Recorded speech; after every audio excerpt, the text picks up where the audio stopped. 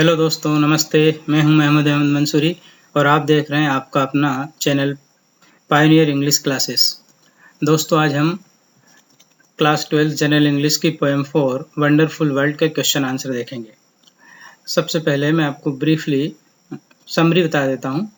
इसमें 4 स्टेंजा। पहले स्टेंजा में पृथ्वी की सुंदरता का वर्णन किया गया है और पृथ्वी की पोशाक का वर्णन है। पृथ्वी की पोशाक समुद्रों का पानी और धरातल की हरियाली है। स्टेंजा नंबर 2 में हवा के कार्यों का वर्णन किया गया है।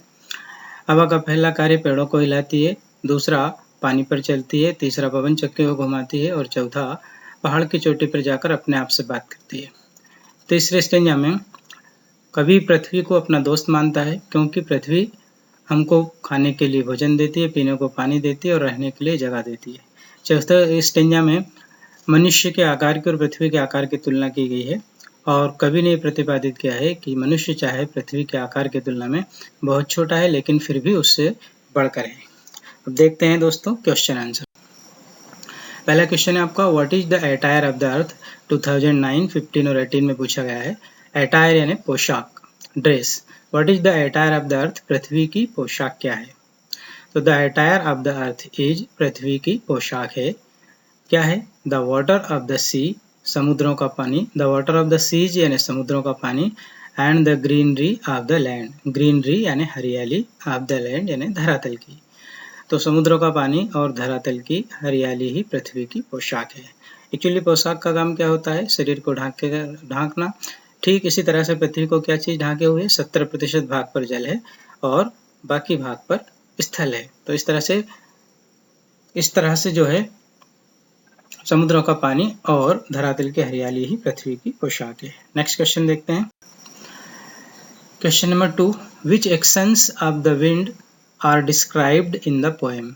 विच एक्शंस यानी कौन कौन से कार्य, एक्शंस की जगह पर फंक्शंस भी हो सकता है, उसका मतलब भी है कार्य। ऑफ द विंड यानी पवन या हवा के, आर डिस्क्राइब्ड वर्णित किए गए हैं, इन द पोएम कविता में। इस कविता में वंडरफुल वर्ल्ड में हवा के किन कार्यों का वर्णन किया गया है। तो दे आर फॉलोइंग, जब हमको एक से ज्यादा पॉइंट में लिखना तो सबसे सरल तरीका है दे आर फॉलोइंग, वे निम्नलिखित हैं। नीचे लिखे हैं number 1, it shakes the trees, यह पेड़ों को हिलाती है, शेक यानी हिलाना। Number 2, it walks on the water, ये पानी पर चलती है, वॉक यानी चलना। अर्थात जब हवा चलती है तो तरंगे बनती है, उसको कवि ने कल्पना की है कि पेड़ जो है पानी पर चलती है। तीसरा, इट मूव्स या whirls the windmills, it moves यानी घुमाती है, व्हर्ल्स का मतलब भी घुमाती है, द विंड मिल्स यानी पवन चक्कियों को, हवा से चलने वाली चक्रियों को। और चौथा, it talks to itself, talks यानी बातचीत करती है, इटसेल्फ यानी अपने आप से ही, on the tops of the hills, पहाड़ की चोटियों पर। इस तरह से हवा के निम्नलिखित 4 कार्य हैं। पहला, पेड़ों को हिलाती है, दूसरा पानी पर चलती है, तीसरा पवन चक्कियों को घुमाती है और चौथा पहाड़ की चोटी पर जाकर अपने आप से बात करती है। Next question. नेक्स्ट क्वेश्चन है आपका, काफी बार पूछा गया, 2009, 11, 16, 17 और 20 में भी आया recently. Why does the poet regard earth A friend, why does the poet regard, क्यों कवि मानता है अर्थ यानी पृथ्वी को, अ फ्रेंड यानी एक दोस्त। कवि पृथ्वी को एक दोस्त क्यों मानता है, तो देखिए क्या कारण है। द पोएट रिगार्ड्स, ऐसे लग जाएगा, डच से क्वेश्चन है तो the poet regards earth A friend, कवि पृथ्वी को एक दोस्त मानता है, बिकॉज क्योंकि, इट गिव्स अस फूड, क्योंकि ये हमको देती है, प्रदान करती है, फूड यानी भोजन, वाटर यानी पानी, एंड शेल्टर यानी रहने की जगह या आश्रय। शेल्टर के स्थान पर आप ए प्लेस टू लिव भी लिख सकते हैं। आप और बढ़ाना चाहें तो cities and gardens are also made on it, cities यानी बड़े शहर और गार्डन्स यानी बड़े बड़े बगीचे, are also made on it, वो भी इसी पर बनाए जाते हैं, अर्थात धरती पर ही बनाए जाते हैं। तो कवि पृथ्वी को दोस्त क्यों मानता है, क्योंकि पृथ्वी हमें खाने के लिए भोजन, पीने को पानी और रहने को जगह देती है और हम अपने बड़े शहर और बगीचे आदि भी पृथ्वी पर ही लगाते हैं। देखते हैं नेक्स्ट क्वेश्चन। क्वेश्चन नंबर 4 है, what makes the poet tremble. What makes यानी कौन सी चीज कर देती है, द पोएट कवि को, ट्रेम्बल यानी कंपायमान, भयभीत। कौन सी चीज कवि को कपा देती है या थर्रा देती है। तो the earth is very big and the man is very small, the earth is very big, पृथ्वी बहुत बड़ी है, and the man is very small, और आदमी बहुत छोटा है। This thought makes the poet tremble, यही विचार थॉट की जगह पर हम फैक्ट भी लिख सकते हैं। यही बात मेक्स द पोएट ट्रेम्बल, कवि को कपकपा देती है।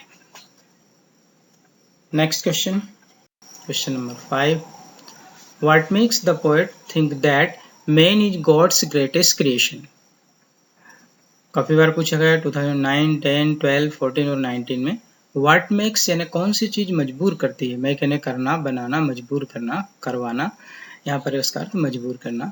व्हाट मेक्स द पोएट, कौन सी चीज मजबूर करती है कवि को, थिंक यानी सोचने के लिए, दैट की man is god's greatest creation, मनुष्य ही है गॉड्स यानी ईश्वर की ग्रेटेस्ट क्रिएशन यानी सर्वश्रेष्ठ रचना। पूरा क्वेश्चन ये हुआ, ऐसी कौन सी चीज है जो कवि को ये सोचने के लिए मजबूर करती है कि मनुष्य ही ईश्वर की सर्वश्रेष्ठ रचना है।